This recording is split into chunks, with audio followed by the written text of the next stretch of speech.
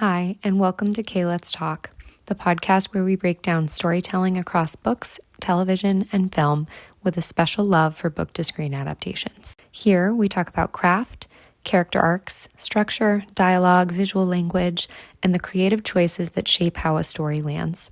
If you like thoughtful conversational deep dives into the stories you can't stop thinking about, you're in the right place. Let's talk.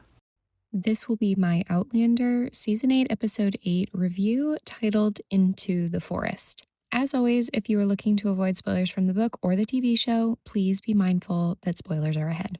So we open this episode with Jamie and Marsali, who are standing in front of Fergus's burial site next to the cairn. And Marsali says that she is glad it isn't raining. And Jamie points out that rain made Fergus's missing hand ache. Marsali says he used to joke with their kids that the rain meant God was sneezing. It was best to be sure to wipe the Lord's snot off of their clothes before entering the house. And Jamie tells her that his humor was the devil's own. Marsali chalks it up to it being from Jamie, but Jamie claims that Fergus's pig-headedness was from him, not his humor. Marsali is thinking of Percy's offer to rebuild the print shop in order to keep up the work and also for the kids to have some sort of purpose, and for herself because she believes in the cause. When she was leaving Scotland, she knew that that meant she'd be able to make her own life and find freedom, and that's what she has found in America. So for Marsali, if she's going to risk her life, she wants it to be for something that matters. And Jamie tells her that he admires that. He also says it's wise to take the money, and if she ever needed anything, she would only have to ask him. And to me, this statement sort of punctuates that the storyline of her taking this land didn't necessarily need to be here because she could have come back to the ridge, lived there for a time. And again, if Jamie was going to help her, she could have done what she ends up doing in this episode without needing to get the money from the land, especially so soon after losing Fergus. So it sounds like she will return to Savannah with the money and start over in the same city once again. But in Go and Tell the Bees, their storyline actually ends with Fergus having sent a letter from Wilmington, and it comes with Jamon to the ridge. And in that letter, they said they had an event that disturbed them greatly, which saw them leave Wilmington for North Carolina.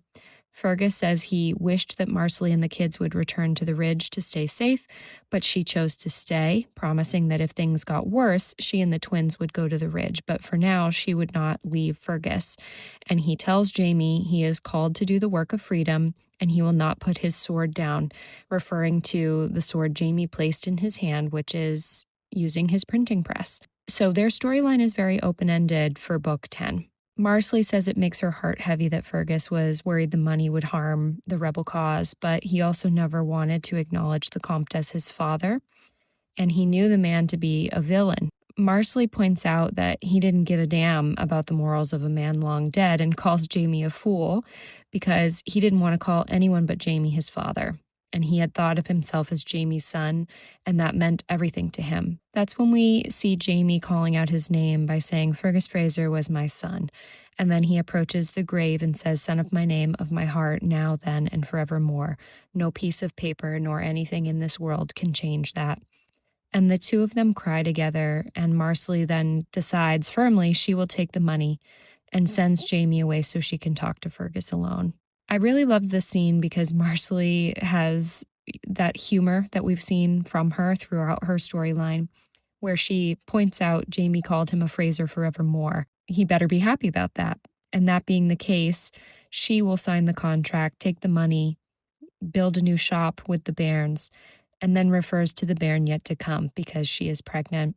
So Fergus has left her with a parting gift, and she could curse him for it, but she's so happy to have more of him. And this whole scene was just so beautiful. And I said it in the previous episode, Lauren Lyle should win an award for her performance in these 2 episodes alone because she truly is fantastic, and every scene she's in, she steals. That's when we get the title card, which is hands making a fishing line, foreshadowing to the Jamie and William storyline. And then we see Roger and Bree return to the ridge with the muskets, with Buck and Jamie helping them to unload. They all note that the muskets are old but in good shape, and Jamie tells everyone that he read in Frank's book that Ferguson had invented a new gun that allowed them to load and fire quicker, And Bree points out that Frank had actually showed her the design of that rifle before, and Jamie says he was right too. And it was genius in its invention, but hard to make in quantity, which is the first way that we're getting foreshadowing for Bree's knowledge and capability with firearms again, and how her perfect aim and insight into these types of weapons is all thanks to Frank. And it further illustrates how Frank was preparing Bree for traveling to this time because of the very specific research he had been doing on that time period and how it was directly involved with Jamie. Roger points out that there's no way to know if her shooting abilities are nature or nurture, but there is a reason that she's nicknamed Deadeye, practically from the time she could walk. And this is how the show reminds us of the nickname, and it's in the dedication of Frank's book. So Jamie is able to piece that information together, but in the book, we're already privy to this nickname because of the passage where we read Frank's letter that he addresses to Bree as Deadeye.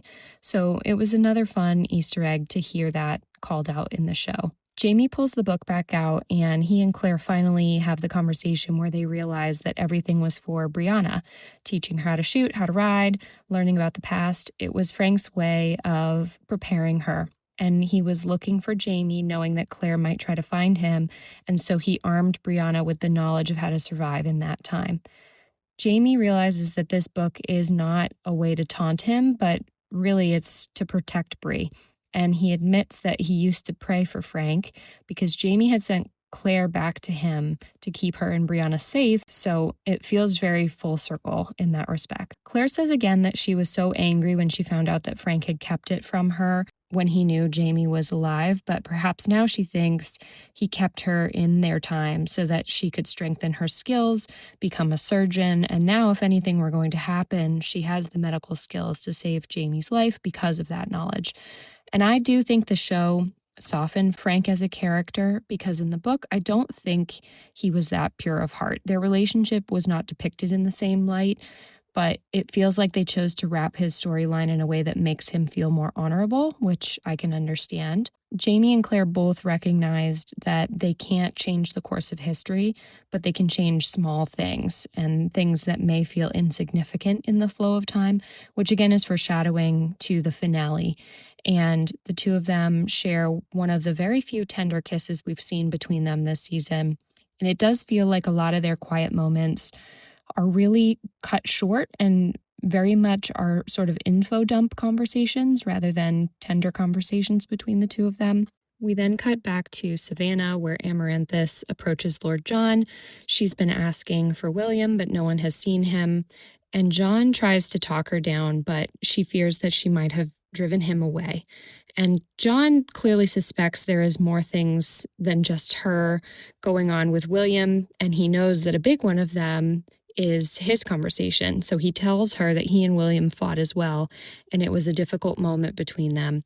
And that's when Amaranthus admits that she had lied to him, and she fears he will be unable to forgive her. And so the two of them are unknowingly in the same boat in that respect.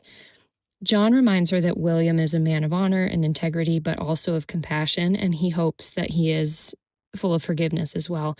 And that's true for himself and also for Amaranthus. Jamie is reading the book, studying the map, and we hear Frank telling him that he has a few months to prepare and not to waste it. So both he, Bree, and the men are seen studying the maps.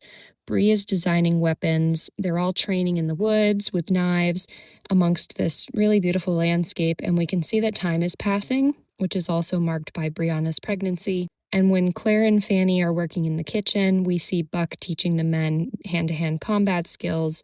We see them all reunite with Ian and Rachel, who are back from their trip with Swiftest of Lizards, and all of them continue to arm themselves. So this is all glossed over by way of a montage, which I feel was another sacrifice to this sort of shortened and rapid season that I was a little unhappy about because it doesn't aid in the storytelling to skip over so many characters after we've already dedicated so much time with them earlier in the season, only to eliminate that time here at the end. Buck and Roger have a conversation about Galis and how Buck went back to spend time with her.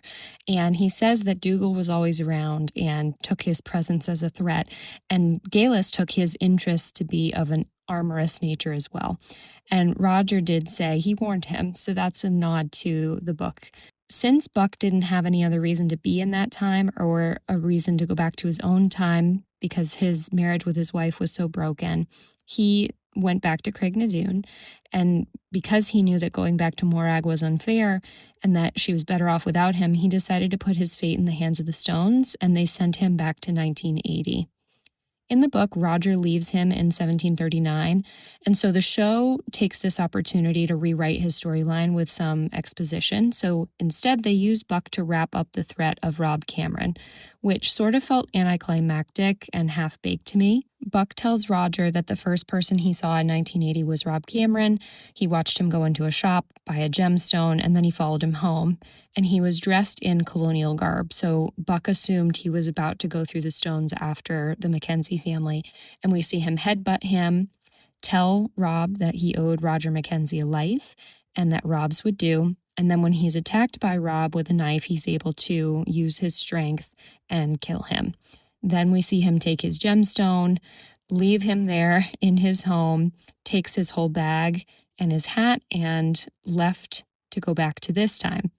In book canon, though, traveling this much in such a short amount of time is physically very taxing and harmful, so much so that Bree actually develops a heart issue in the book, but it seems like they're omitting that from the show version. That's when we see Roger thank him for protecting their family, and Buck says, "Free and clear, best way to live." Bree then walks up to them and agrees and says she has a surprise for them. So they all go out to try her new weapon that she designed, and she challenges Jamie to race. So we see that she's very visibly pregnant, so we know that it's been a large passage of time by this point. They both pour their powder, race to get the gun ready, and Bree shows off her version of the Hall rifle and tells them all that she can make more. And Jamie's very proud of her and asks her to teach him how it works. Then we cut to William approaching the big house on horseback, and he's met by Claire and Fanny in the yard, and they're curious as to why he's come and welcome him inside. And the whole way that this was shot felt very awkward to me, with them standing beside the horse smiling, and the camera angle also felt sort of a subpar version of the scene to me as well. And when Fanny asks where he's been, what he's been doing, that's when Jamie comes outside and welcomes William to their new home. And William is very formal with him and calls him sir and hopes he's not intruding. He then tells Fanny he will tell her about all his travels after dinner, assuming he's welcome at their table. And he directs that question to Claire and not Jamie. But Jamie excitedly steps in front of her, beaming, and says, "Aye, of course." And he must have believed William had come to see him, but then is surprised to learn that he's actually there for Bree. And you can see it wounds him a little bit, which sets up the overarching storyline for the episode between the two of them. That's when we cut to William and Bree on the porch, and he tells Bree about Ben and Amaranthus and admits that he's heartbroken that she lied to him. He's glad that Bree understands and says that he went to Mount Josiah and needed to tell someone, so he came to see Bree, the only member of his family who hasn't broken his trust.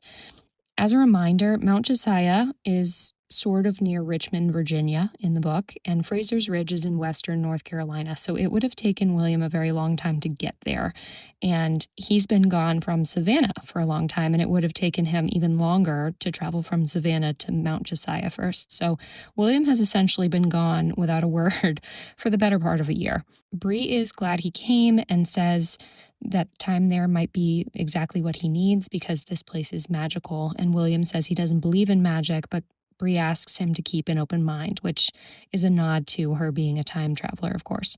At the table, everyone Jamie loves, except for Fergus and Marsali, which again, why? We didn't even get to say goodbye to Marsali or her kids. They're all enjoying dinner together, and William tells Rachel about his interaction with Denzel and how well he looked and how happy he would be to see their kids. And William raises a glass to toast Rachel and Ian and their newfound family. And Ian thanks him and Rachel too. And Claire says William seems happy enough to Jamie, but Jamie says it's as long as he's not near him. So it's clear that there's tension between them. Roger then makes an announcement that he's been accepted for his application for ordination as a minister, and there's a pastor who will be performing the ceremony when he's passing through Fraser's Ridge.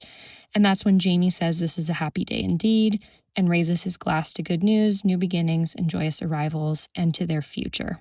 Everyone then says their goodnights, and Roger and Bree tell Rachel and Ian to go to bed. They will clean up, and that's when William asks if he can be of service, but the two of them say no. And Jamie walks in and says that he's hoping to do some fishing in the morning and invites William to join him. Because when William was a boy, they went last together, and they had a rather unfortunate encounter with the Cherokee, and Jamie lied to protect him. And William is bitter about that, how easily duped he was. He initially denies Jamie's invitation and lies and says that Bree is giving him a tour of the ridge tomorrow. But Bree basically forces the issue and makes William go with him. So Roger feeds into it, and William is eventually forced into going fishing in the morning with Jamie. When Jamie leaves, he thanks Bree and Roger for their help and is very reluctant about it. But the next morning, we see them in the river, which is a callback to when we saw them fishing the last time when he was a boy. And Jamie points out that he has a fine casting line and asks if he went fishing often after he left Hellwater near a place called the Devil's Beak. Jamie and William talk about their time fishing there, compare how many fish they caught there. William says he caught 24 and brags about it, and then says if he doesn't believe him to ask his father, meaning Lord John. And that opens up the conversation about Lord John. So Jamie asks if he's had a falling out with him and if it's of a private nature. And that's when William says he discovered that Lord John is a sodomite and realizes that this might not be news to Jamie. But William tells him that he caught him with his arms around a man. Jamie says that must have been a shock to him, and William asks if Jamie and John, while at Ardsmuir, might have been lovers. And in Go and Tell the Bees That I Am Gone, William learns that Richardson has accused Lord John of being a sodomite through Dennis Randall Isaacs. And while he immediately denies that claim to Dennis, Dennis has this really great line that gossip has probably killed more men than musket fire. And so Jamie counters and says, why would you ask me something like that it isn't true? And William is quick to point out that Jamie has no issues defending someone who is a liar and a hypocrite. And that's when Jamie tells him that John's life and his personal affairs are his own. He will neither defend nor condemn it. But he has been his father most of his life, and in that time he has loved him with all his heart and soul and given him everything he had to give except the truth, which to William is most hurtful. And in that respect, they are exactly the same. So he leaves Jamie in the water to mull over that, and he walks away angrily. And it's another example of William's immaturity as a character, which I think is actually more at the forefront in the book. The show kind of tempers it down a little bit, but this scene really does a good job of highlighting how he can be very short-sighted. When he storms off and he looks like he's preparing to leave, I really loved the insertion of this scene between Claire and William because she confronts him in a way that I don't think Jamie ever would. And he's receptive to Claire in a way that he would never be of Jamie at this point. So she asks William if he's planning to say goodbye or to storm off again. So highlighting that he tends to storm off quite a bit. And she points out his issues and calls him rightfully out on his behavior. And he asks her to forgive him and says that it was a mistake to come here. But she points out that it was not an impulsive one for him to come because, again, he would have traveled very far to get there. And he says he came for Bree, but they both know he came for Jamie. And William knows it was a mistake and asks Claire to at least give him credit for knowing his own feelings about the subject. But she says she won't discount his feelings, only ask that he recognize they are in the middle of a war. He says he fully recognizes that and is aware, but Claire makes a point of saying this very well may be the last time you see your father alive. And that stuns William because he says it sounds very bleak coming from Claire, which I think is true. And Claire points out that he may well have to lead people into battle again soon. And William, having been in the army, knows what that means. So she tells him to really think about how he would feel if today, this morning, was the last time he ever got to see his natural father. And that gives William pause. And he looks out to the field, and we see Jamie with Mandy teaching her how to ride a horse. And William's memory goes back to his time at Hellwater when Jamie did the same thing for him. And we see him smile fondly about that and then is hurt all over again when he recalls Jamie leaving. But that moment is enough to make him stay. So again, that little kind of tidbit of hurt that we see him feel when he recalls Jamie leaving is more foreshadowing for the big conversation that they'll have later on in the episode. Inside the house, Fanny and Rachel are talking on the stairs, and Fanny says that there were boys at the trading post reading pamphlets and calling Jane a murderer, and that she is in the eternal flames of hell. And Fanny struck one of them, then ran away. And Rachel can understand why she felt anger, but points out that violence rarely brings peace. And it's so hard for her knowing that she won't see Jane again, but she can't stand the thought that she might be stuck in the eternal flames of hell. And that's when Rachel points out just because they said it doesn't make it so. Not all that read the Bible understand the full measure of God's mercy. And she also encourages Fanny to speak with Roger about it. So this kicks off a little subplot with Fanny and Roger for the episode too.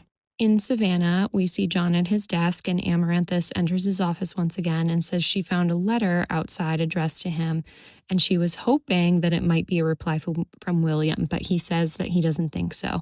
So when she leaves, he opens it and finds that it's word from Percy, who has located the man they are looking for, which we know is Captain Richardson, and he asks John to go to his residence to meet him about it. Back at the ridge, Jamie is having all of the men prepare for battle, and they're running drills over and over again. And we see William approach him in the woods. And Jamie is telling all the men to spread out, hold the line, not engage with the targets, only after they engage with them first. And William's watching Jamie. And as two soldiers, you can understand that this is something they now have in common. And so Jamie points out to William, they aren't exactly British regulars. He wonders if the men will follow orders in the smoke and ashes of battle, and that's when we also see Whitaker approach him. Jamie introduces William, and we learn through Whitaker that Ferguson has burned down an entire settlement of free men when they refused to join his cause. And so they moved their families further into the mountains and fled and sought Jamie out. So when Jamie asks how he can help them, he says they're actually there to help him by joining his militia. And we can see that Jamie's very excited to have more men, and he offers to introduce them to the rest of the troops. That's when William very boyishly tells Jamie that they should go hunting in the forest and asks if they can go together if they have time and if Jamie might want to join him. And then he stutters and says, "Would tomorrow suit?" And William agrees. So Jamie makes fun of him by saying, "We'll meet in the forest," given that William sort of stumbles over his words and asks him multiple times if they'll go hunting in the forest, and that is the title of the episode. Roger is singing when Fanny approaches him, and he asks what she thinks of the song he's selected.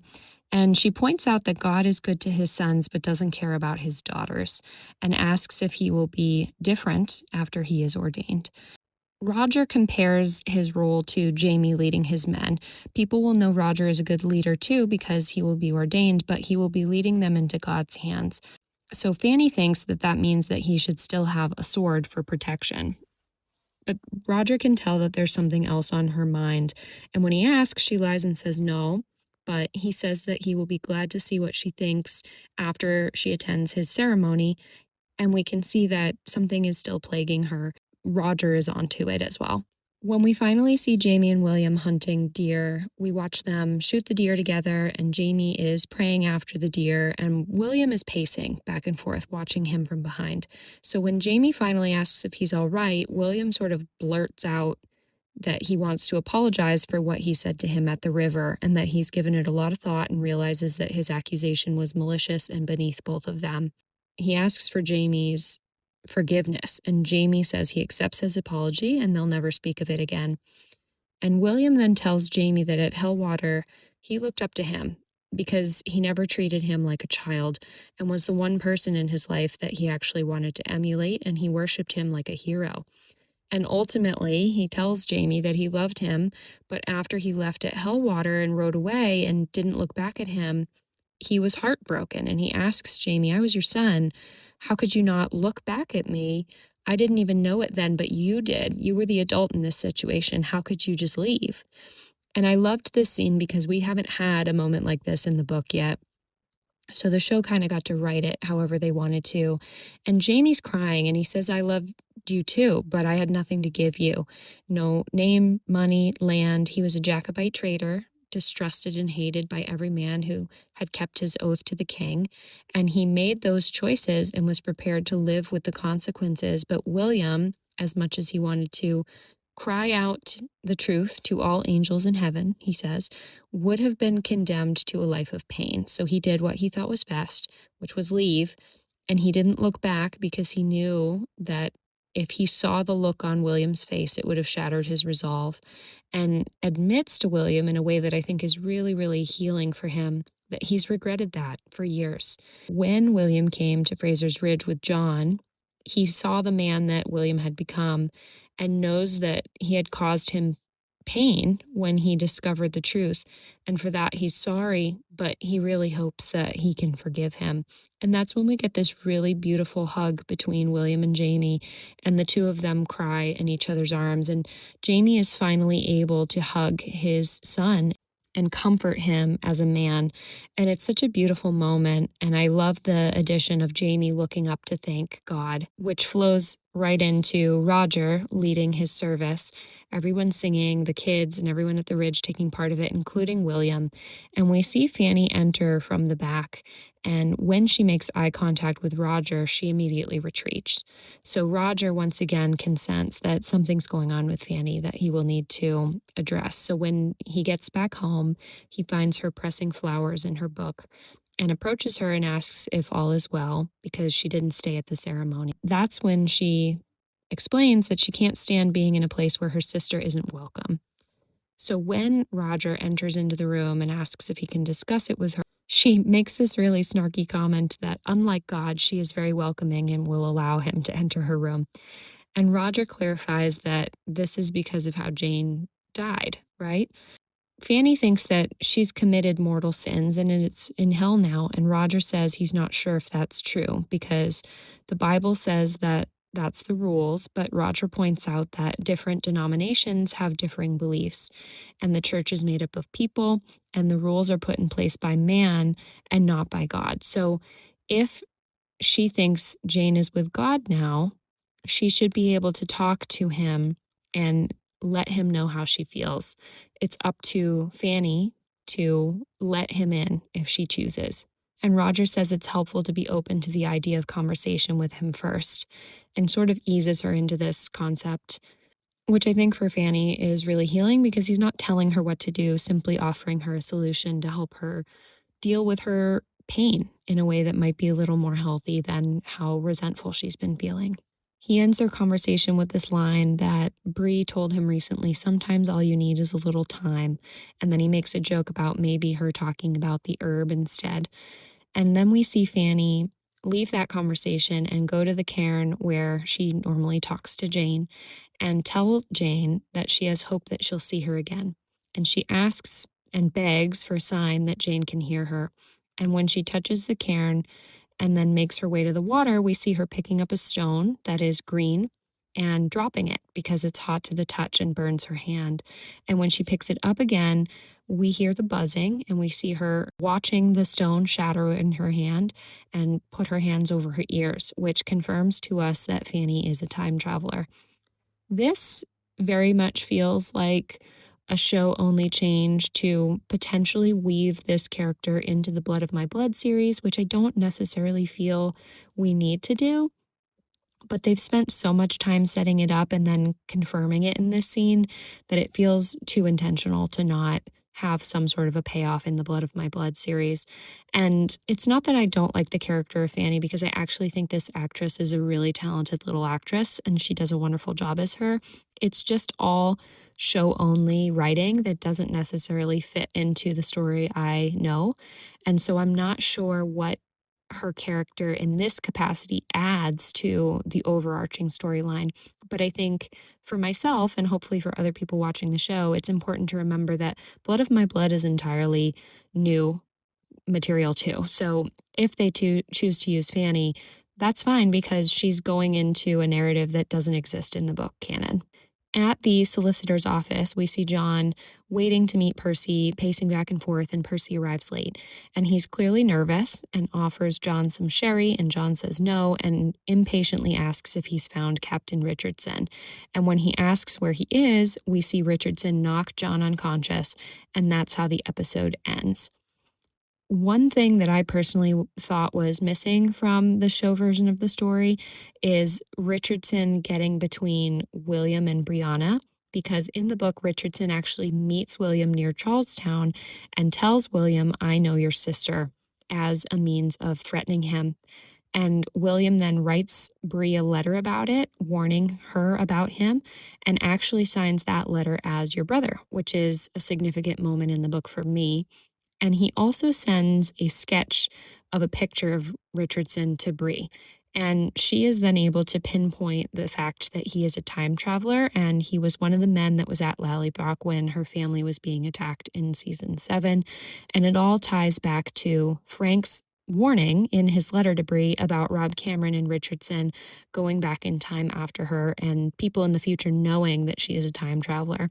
So we see how the show made changes to that storyline in episode 9, but I do think that for all the work and groundwork they've done to make William and Bree closer, that storyline and his protectiveness over her when it comes to Richardson was something I actually really enjoyed in the book and I would have liked to see in the show, but I understand that they had to rework a lot of it, and this ended up getting cut for that reason.